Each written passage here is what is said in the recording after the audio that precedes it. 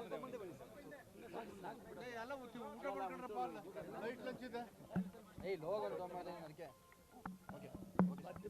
ಸ್ವಾಗತ. ನಮ್ಮ ಜೊತೆಯಲ್ಲಿ ಎಲ್ಲ ಉಸ್ತುವಾರಿ ಸಚಿವರು ಮತ್ತು ಹಿರಿಯ ನಾಯಕರಂತ ಮಹದೇವಪ್ಪನವರಿದ್ದಾರೆ, ನಮ್ಮ ಶ್ರೀಮತಿಯವರಿದ್ದಾರೆ, ಅಯ್ಯಪ್ಪ ಅವರು ನಮ್ಮ ಅಧ್ಯಕ್ಷರು,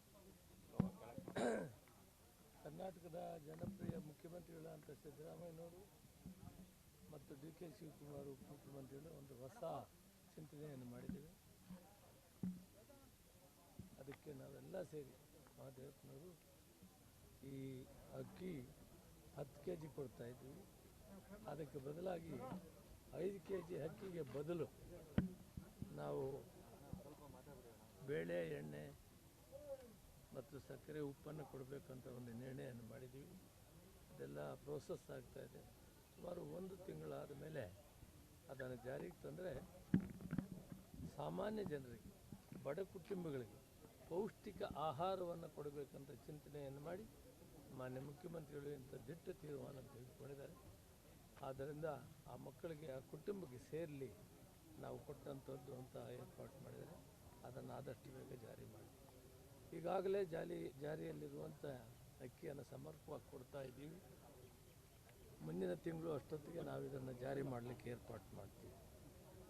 4,50,00,000 ಜನ ಕರ್ನಾಟಕ ರಾಜ್ಯದಲ್ಲಿ ಸುಮಾರು 6.5 ಕೋಟಿ ಜನ ಇದ್ದರೆ 4.25 ಕೋಟಿ ಜನ ಫಲಾನುಭವಿಗಳಿದ್ದಾರೆ.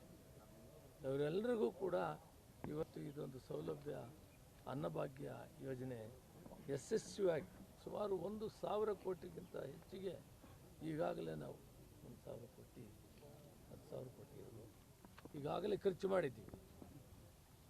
ಇನ್ನೂ ಕೂಡ ಪ್ರತಿ ತಿಂಗಳು ಕೂಡ ಸುಮಾರು 600 ಕೋಟಿ ರೂಪಾಯಿಗಿಂತ ಹೆಚ್ಚಿಗೆ ಖರ್ಚಾಗ್ತಾ ಇದೆ. ಗುಣಮಟ್ಟದ ಧಾನ್ಯಗಳನ್ನು ಕೊಡಬೇಕು, ಪೌಷ್ಟಿಕ ಆಹಾರವನ್ನು ಕೊಡಬೇಕನ್ನೋದು 2ನೇ ಯೋಚನೆಯನ್ನು ಮಾನ್ಯ ಮುಖ್ಯಮಂತ್ರಿಗಳು ಮಾಡಿದ್ದಾರೆ.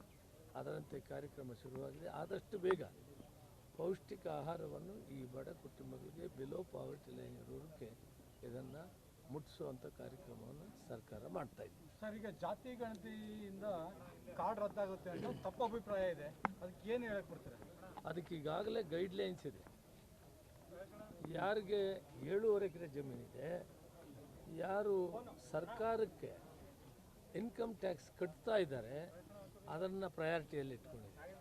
ಯಾರಿಗಾದರೂ PPL ಕಾರ್ಡು ಟ್ರಾನ್ಸ್ಫರ್ ಅಕಸ್ಮಾತ್ APL ಆಗಿದ್ದರೆ ತಕ್ಷಣ ತಹಸೀಲ್ದಾರ್ನ ಸಂಪರ್ಕ ಮಾಡಿದರೆ ಅವ್ರು ಮತ್ತೆ ವಾಪಸ್ಸು 1 ದಿನ 2 ದಿನದಲ್ಲಿ ತರ್ತೀವಿ. ಯಾರು ಅರ್ಹರಿದ್ದಾರೆ ಅವ್ರಿಗೆ ಯಾವ ಥರವಾದ ತೊಂದರೆನೂ ಇರೋಲ್ಲ, ಅವ್ರಿಗೆ ಸಮರ್ಪಕವಾಗಿ ವಿತರಣೆ ಆಗ್ತದೆ. ಯಾರು BPLಲ್ಲಿ ಅನರ್ಹರಿದ್ದಾರೆ ಅವ್ರನ್ನ APL ಇಡ್ತೀವಿ, ಅವ್ರ ಕಾರ್ಡ್ ಕೂಡ ರದ್ದು ಮಾಡೋದು.